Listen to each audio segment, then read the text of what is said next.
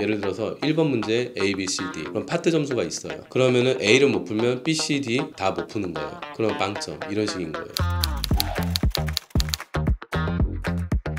이제 중간고사 시험이 있어요. 학생들 본인들이 어느 정도 페이스고 얼마나 본인들 잘 따라가고 있는지 못하고 있는지 몰라요. 왜냐면 잘하고 있는 줄 알아요, 본인들은. 근데 시험을 보러 딱 들어가서 시험지를 핀 순간 내가 공부한 게 맞아? 할 정도로 아는 문제가 많지가 않은 거예요. 우리가 일반적으로 고등학교 때 공부를 하면은 숙제랑 선생님이 뭐뭐 준비하라 하면 공부했던 게 나와요. 근데 대학은 어떻게 되냐면 3시간짜리 시험이라고 하면 문제가 7개가 나와요. 예를 들어서 1번 문제에 A, B, C, D 그럼 파트 점수가 있어요. 그러면은 A를 못 풀면 B, C, D 다 못 푸는 거예요. 그럼 빵점 이런 식인 거예요. 다 서술형이에요. 근데 문제는 케이스를 넣어줘요. 수학 같은 경우에는 이미 답을 줘요. 이게 왜 이런지 증명을 하라고 그래요. 프루브 하라고 그래요. 그럼 이제 학생들이 내가 풀었던 그 문제가 아니네. 근데 이거를 응용해서 할 수 없는 거. 이거 내가 배운 거 맞아? 이러는 거죠. 뭐 예를 들어서 이코노믹 같은 경우에 지금처럼 실질적인 시나리오를 줘요. 전쟁이 있는데 왜 인플레이션이 올랐고 테이퍼링을 하면서 왜 갑자기 경제가 이런 식으로 바뀌고 있는지 현재 상황에 대해 설명하는데 이거를 economically supply demand 뭐 수요와 공급에 의해서 이런 걸 다 설명을 해야 돼요. consumer surplus 누구 막 하면서 본인이 설명을 해야 하는데 이게 안 되는 거예요. 답을 보면 아는데 내 머리에서 이거 어디서 어떤 걸 끄집어서 이거를 설명을 해야 할지 모르는 거예요.